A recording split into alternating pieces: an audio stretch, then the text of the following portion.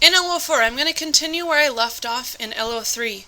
Remember, in the previous video we looked at surface area to volume ratios. We numerically showed why a cell can't be huge. It would be nice if cells could be big because we could pack lots of stuff in there, get lots of things done. However, we know that it would be too hard to get materials in and wastes out at a decent rate. So, how do cells overcome the fact that they need to be small? Before we get there, let's remind ourselves what we talked about so far. In LO1 we looked at cell theory. All life forms are made out of one or more cells. Cells only come from pre-existing cells. And the cell is the basic unit of life. Looking at cells, we can use that to describe organisms. Organisms may be made out of just one cell, and that means they'd be called unicellular. Anything that's unicellular can only be seen with a microscope because, again, cells can't get big enough for us to see otherwise. So they'll always be microscopic. Anything that's more than one cell, multicellular, two or more cells put together, could be microscopic, so we do have some very small multicellular organisms made out of only a couple cells, or macroscopic. Macro means large. So these are things easy enough to see with the naked eye. You don't need a microscope to be able to see them. Is this a unicellular or a multicellular organism? Hopefully you said unicellular. Maybe you just weren't sure. This down here, a micrometer, is even smaller than a millimeter. So it's showing that it's a very tiny object. This is under a microscope. It's an amoeba, one cell big. How about this guy, uni or multicellular? Definitely multicellular. It's a baby sloth. I love baby sloths. They're so cute. Side note. And so it's made out of many cells. You can see that. It is multicellular. You don't need a microscope to see it. Jellyfish. What is it? Multicellular. Paramecium. That's one cell. So it is unicellular. That thing's kind of creepy, but what would this be? Definitely multicellular because you can see it with your naked eye. You might not want to see it because it's kind of creepy, but it is many cells. As organisms get larger, they need to make more cells instead of just expanding one cell. We can't just have one cell get really big because of surface area to volume. We talked about that already.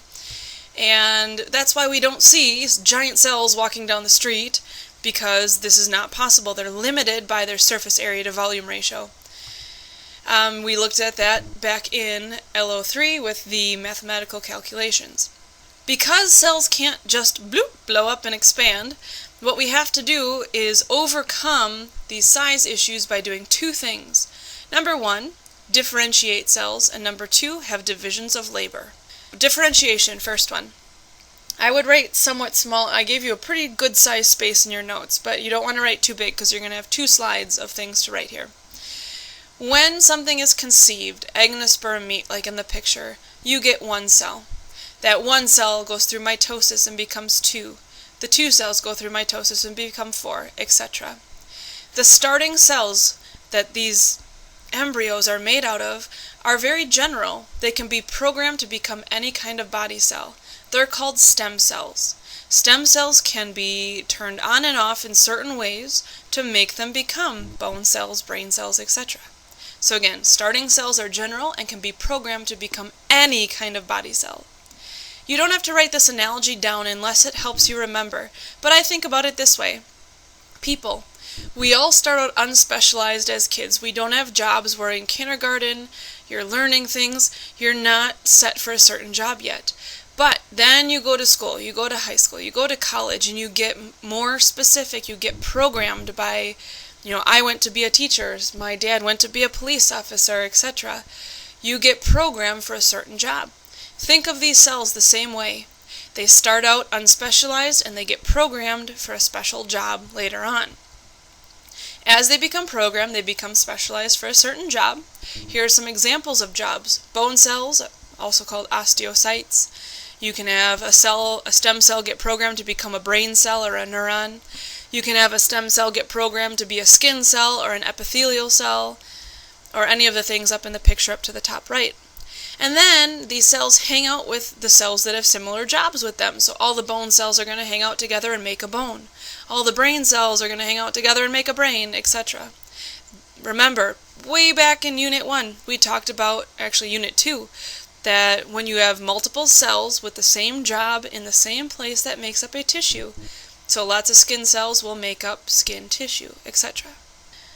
Again, you don't have to write the analogy down. We start out unspecialized, we go to school, so we get taught how to do our job. We get programmed, we become different, we have differentiated from each other. Now, other idea, that was differentiation. Because cells can't just expand, they need to make many cells, and then also have these divisions of labor within bodies and within cells. Divisions of labor means organisms have organization to make their processes more efficient.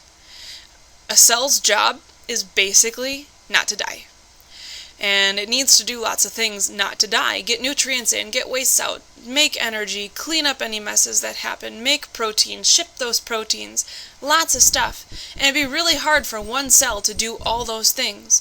So what it does is it divides up the jobs among what are called organelles. And those are all in the picture there. Ribosomes, nucleus, mitochondria, mitochondrion is plural, cytoskeleton, etc. Each organelle has its own job that no other organelle does, which makes the cell really efficient because it's dividing up its jobs. Labor also means jobs. It's dividing up its jobs to get a common task done. Now, you don't need to write this down unless it helps you remember. It's just an analogy I use. Having divisions of labor is like a car factory. You have workers within the factory that have specific jobs to get things done, but their common goal is to build a car. So you might have one person does headlights, one person does the bumper, one person does the sunroof, etc. Their job is to get the car built. Cells are just like a factory. The organelles are like workers. They have specific jobs to get things done. The mitochondria makes energy. The nucleus stores the DNA. The Golgi apparatus works with proteins. Their common goal is to keep the cell alive. In sum, after this video, now that you've seen it, you should be able to decide, is something one or many cells, microscopic, macroscopic, and explain differentiation and divisions of labor, what those things mean and why organisms do them.